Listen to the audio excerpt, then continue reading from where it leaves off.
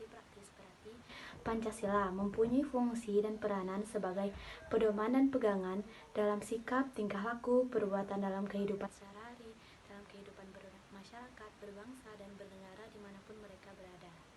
Pancasila sebagai falsafah hidup bangsa Indonesia tumbuh dan berkembang bersamaan dengan tumbuh dan berkembangnya bangsa Indonesia. Prinsip-prinsip yang terdapat dalam Pancasila bersumber pada budaya dan pengalaman bangsa Indonesia yang berkembang akibat usaha bangsa dalam mencari jawaban atas persoalan-persoalan esensial yang menyangkut makna atas hakikat sesuatu yang menjadi bagian dari kehidupan bangsa Indonesia. Makna atas hakikat sesuatu yang menjadi bagian dari kehidupan bangsa Indonesia meliputi antara lain, pertama alam semesta, seperti bagaimana alam ini terbentuk, bagaimana hubungan antara unsur-unsur yang terdapat dalam alam semesta. Kedua, manusia dan kehidupannya, seperti siapa sebenarnya manusia itu, dari mana asalnya dan kemana kembalinya, bagaimana hubungan manusia dengan manusia lain, dengan masyarakat, dan dengan pencipta manusia.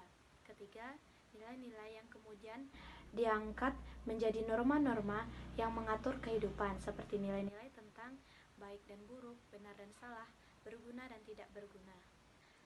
Pancasila yang merupakan falsafah hidup bangsa Indonesia mengandung nilai-nilai dasar yang dijunjung tinggi oleh bangsa Indonesia, bahkan oleh bangsa-bangsa beradab. Nilai-nilai dasar yang dimaksud ialah nilai ketuhanan, nilai kemanusiaan, nilai persatuan, nilai kenyataan, serta nilai keadilan sosial. Bagi bangsa Indonesia, rumusan setepatnya daripada nilai-nilai dasar tersebut termuat dalam alinea keempat dari pembukaan Undang-Undang Dasar 1945.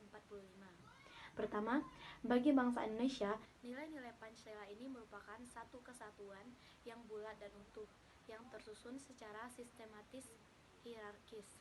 Yang kedua, artinya bahwa antara nilai dasar yang satu dengan nilai dasar lainnya saling berhubungan, tidak boleh dipisah-pisahkan, dipecah-pecahkan maupun ditukar tempatnya. Nilai dalam bahasa Inggris berarti value adalah termasuk pengertian filsafat. Purnadi Purbasyakara dan Sarjono Sukanto, pada hakikatnya nilai adalah sesuatu yang diinginkan, positif, atau sesuatu yang tidak diinginkan, negatif. Menilai mengandung arti atau menimbang, yaitu kegiatan manusia menghubungkan sesuatu dengan sesuatu dan selanjutnya mengambil keputusan. Menilai dapat berarti menimbang dan memperbandingkan sesuatu dengan sesuatu lainnya untuk kemudian mengambil sikap atau keputusan. Hasil pertimbangan dan perbandingan yang dibuat itulah yang dimaksud dengan nilai. Melakukan penilaian subjek dapat menggunakan segala kelengkapan analisis yang ada padanya. 1. Indera yang dimilikinya menghasilkan nilai nikmat atau sebaliknya nilai kesengsaraan. 2. Rasio menghasilkan nilai benar dan salah. 3. Estetis menghasilkan nilai indah dan tidak indah. 4. Iman menghasilkan nilai suci dan tidak suci, halal dan haram. Sesuatu keputusan dapat mengatakan baik atau salah, religius atau tidak religius, dan sebagainya berkaitan dengan unsur-unsur yang ada pada manusia, yaitu jasmani, kepercayaan, cipta, rasa, dan karsa. Sesuatu dapat dikatakan mempunyai nilai, yaitu bila sesuatu itu berguna atau bermanfaat, benar, indah, baik, religius.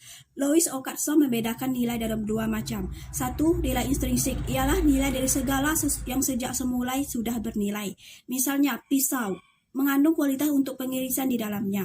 2. Nilai instrumental ialah nilai yang karena dapat dipakai sebagai sarana untuk mencapai sesuatu.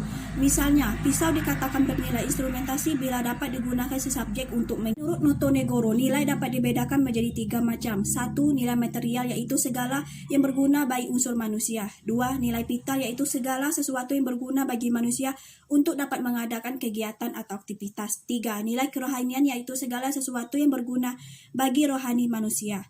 Nilai kerohanian dapat dibedakan menjadi 4 macam. 1. Nilai kebenaran atau kenyataan yang bersumber pada unsur akal manusia. 2. Nilai keindahan yang bersumber pada unsur rasa manusia. 3. Nilai kebaikan atau nilai moral bersumber pada nilai kehendak atau kemauan manusia. 4. Nilai religius yang merupakan nilai ketuhanan, kerohanian yang tinggi dan mutlak. Nilai ini bersumber pada kepercayaan manusia dan keyakinan manusia. Sila mengandung nilai kerohanian yang di dalamnya terkandung nilai-nilai secara lengkap dan harmonis. 1. Nilai material. 2. Nilai vital. 3. Nilai kebenaran atau kenyataan. 4. Nilai ateis. 5. Nilai etis atau moral maupun nilai religius. Seperti yang tampak pada susunan sila-sila Pancasila yang sistematis hierarkis, dimulai dari sila pertama sampai sila kelima. Pancasila sebagai dasar falsafah negara. 1. Naskah Pidato Insinyur Soekarno pada tanggal 1 Juni 1945. 2. Naskah Politik Bersejarah tanggal 22 Juni 1945 alinea keempat yang kemudian dijadikan naskah rancangan pembukaan Undang-Undang Dasar 1945. 3. Naskah Pembukaan Undang-Undang Dasar Proklamasi 1945 alinea keempat. 4. Mukadimah Konstitusi Republik Indonesia Serikat atau RIS tanggal 27 Desember 1945 alinea keempat. 5. Mukadimah Undang-Undang Dasar Sementara Republik Indonesia tanggal 17 Agustus 1950. 6. Pembukaan Undang-Undang Dasar 1945 alinea keempat setelah Dekret Presiden Republik Indonesia tanggal 5 Juli 1959. Darji Darmodi Harjo dan kawan-kawan mengadakan klasifikasi nilai secara berpasangan. Yang pertama yaitu ada nilai objektif dan nilai subjektif. Nilai objektif ialah nilai yang dilihat berdasarkan kondisi senyatanya dari objek tersebut. Kemudian yang kedua itu nilai subjektif. Nilai subjektif yaitu ialah nilai yang diberikan oleh subjek nilai positif dan nilai negatif.